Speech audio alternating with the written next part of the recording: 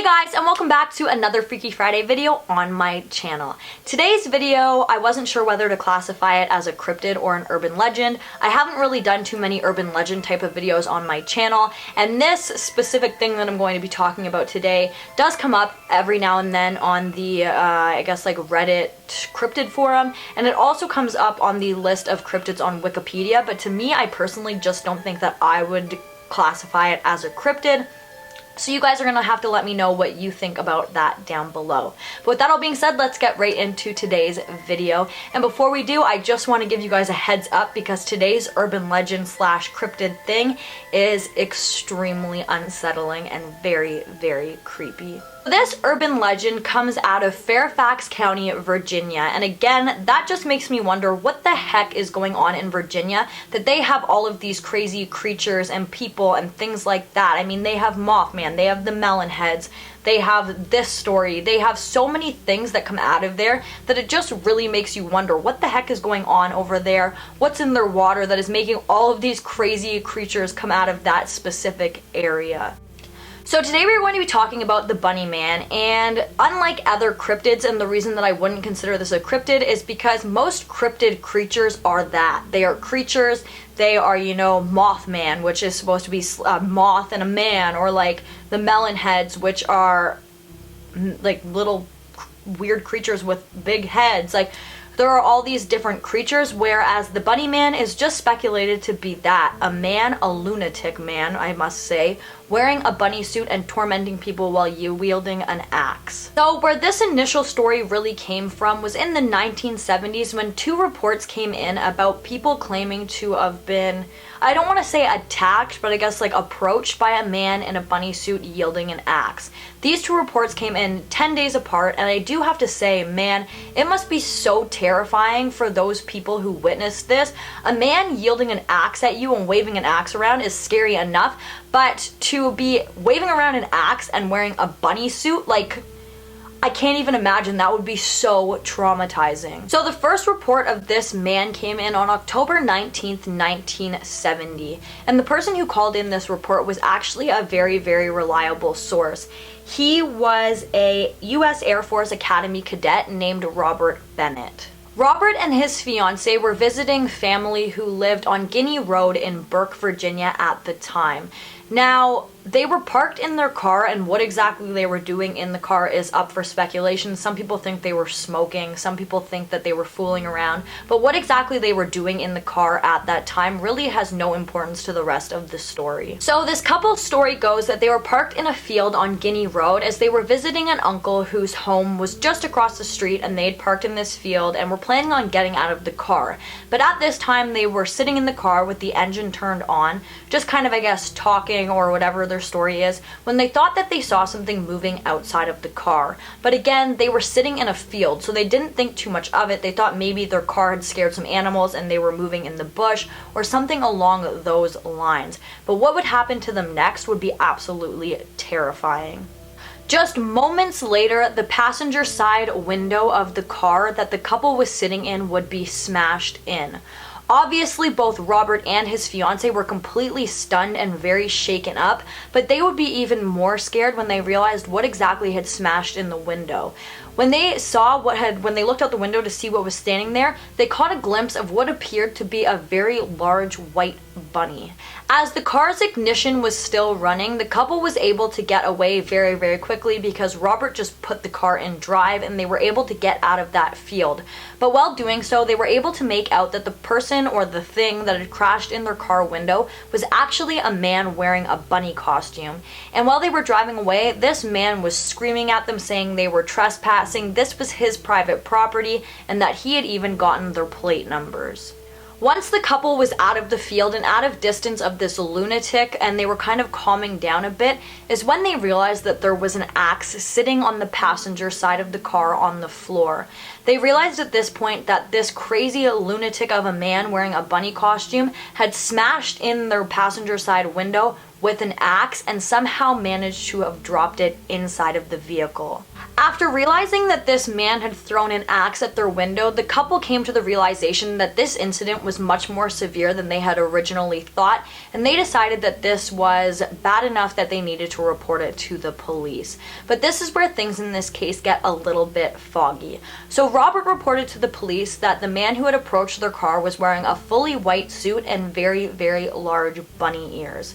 His fiancée, though, however, did not report the same thing. She said that yes, this man was wearing a white suit, but she had thought that he was wearing a capriate.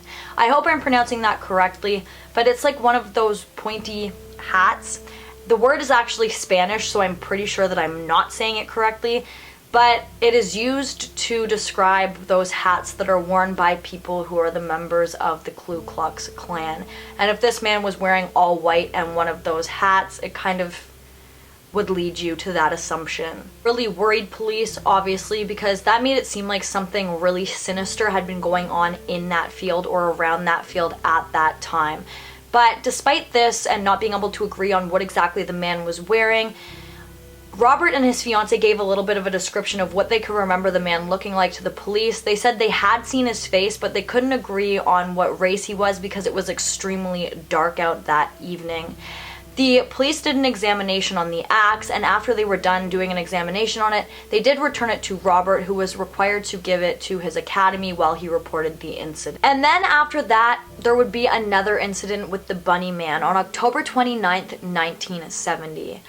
A construction security guard by the name of Paul Phillips was doing his rounds at the end of King Parks Road, which is connected to Guinea Road, which is again where the first couple had encountered the Bunny Man. He was just doing his rounds on a set of homes that were under construction when he saw what appeared to be a man wearing a white and gray bunny costume. He was holding a long-handled axe and he was whacking it off of one of the poles at the front of the house. And when Paul kind of walked up to him, the Bunny Man turned around and saw Paul, and when he did see Paul, he stopped what he was doing with the axe and said to him, "You are trespassing, and if you don't get off my property, I'm going to chop your head off." This incident, as I'm pretty sure it would anybody, absolutely terrified Paul. He didn't know what to do. He was a security guard, but he wasn't armed with anything that could defend himself against this crazy man with an axe. So he kind of just backed off and called and reported the incident to the police. But Paul, unlike the previous couple, got a better look at this man and was able to give a better description to the police. He said that he believed that this man was Caucasian and that he was anywhere from 20 years old to 30 years old. He said that he was about 5'8" and weighed about 175 pounds. This case was taken extremely seriously by the Fairfax police as this man was wielding a weapon and threatening people. So they opened an investigation in both of these cases, Robert Bennett's case as well as Paul Phillips' case, and over the next few weeks, over 50 reported incidences came in of people who claimed to have witnessed what was now dubbed the Bunny Man. A few newspaper articles in Fairfax also covered the Bunny Man, with the most popular and famous one being that a man in the area's cat had run away and it had then been eaten by the Bunny Man. Now, I'm not really sure where they got this information. I'm not sure if there's anything to back this up at all. It's just an article that I came across quite often while researching this particular urban legend case type deal. Now, when something like this happens absolutely anywhere, it really sets people into a state of panic, especially when whoever was tormenting these people in the bunny costume in this particular scenario was not caught and they're really left with no answers. It leads people to create their own scenarios and fabricate stories and add things to the stories that they have heard, and somewhere in there the truth always gets lost. Many of the reported sightings of this Bunny Man that came in to the police after the first initial sightings were located in the area around Colchester Overpass, which I believe is in Clifton, Virginia, and it has now been dubbed Bunny Man Bridge. So obviously, because a lot of the 50 reports of seeing this man dressed as a bunny with a weapon come from that particular area, a lot of the urban legends that are based around this specific story do come from that bridge. So we're going to talk about some of those right now. The legend that I saw most often in this case kind of reminded me of that of Beetlejuice. So it is said that if you go to this bridge that is dubbed the Bunnyman Bridge on Halloween night and you say the Bunnyman's name 3 times, he will appear to you. But this is not a game that you want to play. This is an extremely risky game because allegedly if he appears to you, he will slit your throat and leave you hanging from the bridge. Another variation of this story goes that the Bunnyman was a man who escaped from an insane asylum that was like determined to murder his son and wife. He was successful in this, and after doing so he went and started living in the nearby woods where he would eat bunnies and then he would wear their skin and hang them from the trees, or their remaining parts that I guess he didn't make into his skin. He would hang them from the trees in the forest. This story goes that the man who was living in the forest was one night way back when on Halloween was getting tormented by the local children, and that is when he decided to brutally murder them in the same fashion that he had done with the rabbits, leaving their bodies hanging from the trees near the bridge. This horrible legend that we just talked about though does in fact have some truth to it.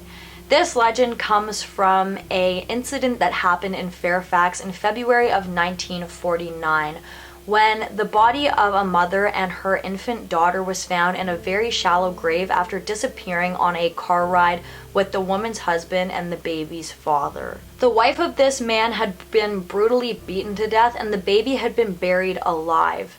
The man who had been driving the car, again who was the woman's husband and the baby's father, was the main suspect in this case, and he eventually was tracked down, and after being caught he was put into an insane asylum. I don't believe that this man who had murdered his wife and daughter at the time had been wearing a bunny costume, but this horrible incident mixed with the absolutely terrifying encounters of the Bunnyman that came up in the 1970s all got mixed together and created this absolutely terrifying urban legend that now circulates around the Fairfax County. And to add on top of all of the creepiness that we've already talked about, in April of 1971, a man's body was discovered near the Bunnyman Bridge. The man had been murdered, and unfortunately the details of this case have never been made public.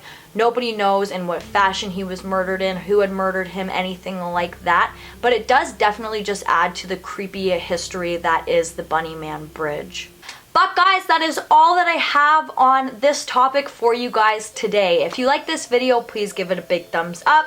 Don't forget to comment down below what you'd like to see in my future videos, and don't forget to subscribe and turn on that notification bell so that you don't miss any future videos from me.